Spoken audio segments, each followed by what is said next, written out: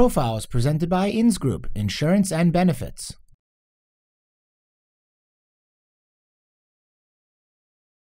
This week on Profile, Dr. Jeffrey Kalina, Associate Medical Director, Emergency Department, Methodist Hospital.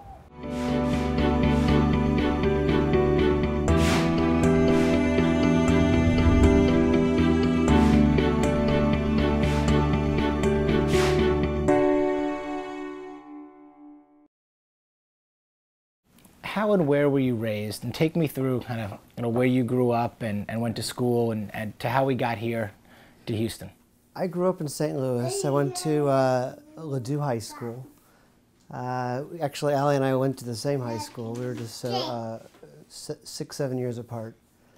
I went to college in New Orleans, Tulane, and went to medical school back at St. Louis.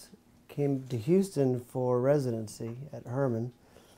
After residency, I moved back to St. Louis. I was actually in the ER working, and Allie was a nursing student. And she was doing her last rotation as a nursing student, and we met. I asked her out 3 times. That was my maximum. She consented the 3rd time, and we went out, and it's history after that. And then after we dated for around a year, we decided to get married. We decided also to move back to Houston. There were better emergency medicine opportunities. I was in an academic practice at Washington University. I was a clinical instructor of emergency medicine with residents, and it just seemed, and I kind of felt like I was in a place where I wasn't progressing. So I contacted my friends in Houston, and I knew, actually know more emergency physicians here than I knew in St. Louis because I trained here. So it seemed natural. So we came back to Houston. We've been here for 10 years.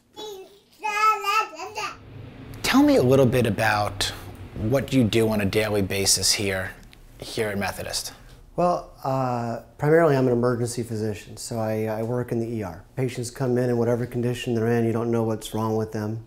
You have minutes, sometimes seconds, to decide what to do with them, and you act fast and hope for the best.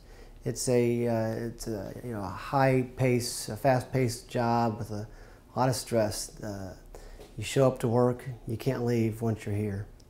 You are somewhat captive to the emergency department. It's not your typical job where you have a lunch hour coming up, or you can have a lunch meeting, or your wife calls and says, hey, the kids are sick.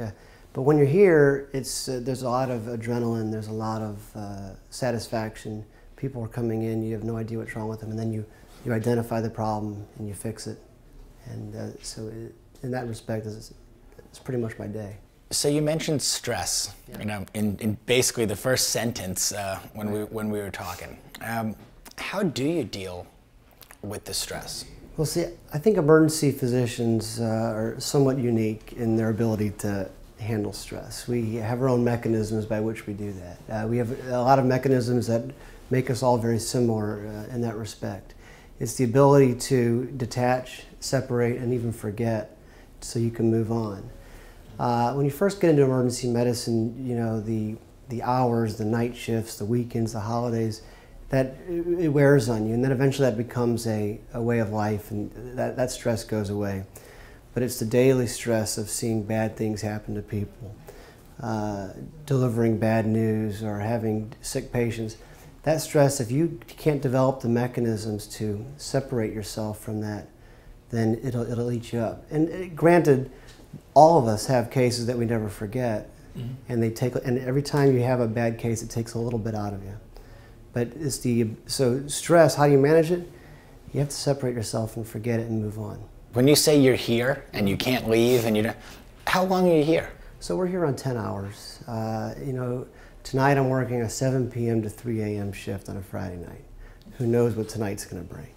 That's an 8-hour shift, but it's a busy time for the emergency department. So generally it's 10 hours. You could come in at 6 a.m. one day, 9 a.m. the next, be working a night shift a few days later. So you really lose your circadian rhythm. And so emergency physicians in general are always at You know, if most people are at an even keel of alertness and being awake, emergency physicians are probably just one step below that. They're always at an even, somewhat exhausted state. So you said tonight will be a 7 p.m. to 3 a.m. Yeah. Okay, but yet it's 8 o'clock in the morning. Yeah. You know, right now. Right. And you're here. Yeah. We've already missed a meeting, you know, of yours. We're going to be going all day. Right. Is that, and this is before technically your shift even starts. Right. Is this typical? It's not typical for an emergency physician. Most emergency physicians, they work their clinical. What's nice about emergency medicine is you work your shift and you leave. My life is a little bit different because I have a large administrative role at the hospital. So I had a 7 a.m. meeting this morning, and that's a set meeting. It's always the same time every month, and I have run 15 of these meetings a month that are set. So I have to balance the administrative side with the clinical side. So after today will be a pretty long day, I'll go home and I'll probably sleep for a couple hours, rest for an hour or so, just to rejuvenate before the shift. How did you make the move into administration or decide, okay, I want to do more, or I want to mix the business with the medicine? How did that happen? Well, certain personalities gravitate to leadership. And when I left my academic job in St. Louis to come to Houston, within 3 months I was working at another hospital, and people gravitate toward leadership roles. They tend to take on responsibility or come up with ideas to do things. And then in medicine, it's very easy sometimes to identify these folks. And then, you know, within a couple months, I'm assistant medical director in an ER and helping run the show. And then when the Methodist job came along 10 years ago, almost 10 years ago, it was just a natural place for me to be. It was an associate medical director position.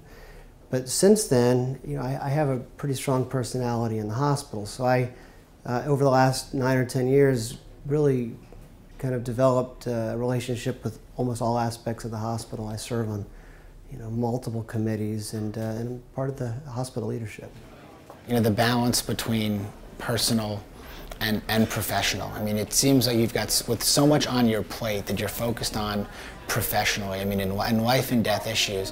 When you get in that car to go home, you know, how is that balance there? I mean, can you, oh, I've got to pay the cell phone bill, you know, now, or it just seems so menial compared to what you deal with on a day-to-day basis? Well, I mean, it's all relative, and everyone deals with the same life issues that everybody else does. But for me, it's been a part of the balancing act. Is my wife has also had to learn over the last 10 years how I deal with stress when I come home. So she knows for the first hour after a really rough shift, I need to sit quietly in front of the television or read a book or do something with very little stimulation. And so the family is used to that. I think that's pretty similar for most emergency physicians. Is you need that cool down time. That car ride home is great. You might turn the radio off and just be alone with your thoughts. But you need that cool down. And then the family, there's a balance there. They have to learn to let you deal with the stress. Certainly there are shifts where it was just a garden variety day. You go home and let's go, and you're ready to rock and roll. But then they can sense when you come home and it's been that kind of day, and you need that hour to decompress.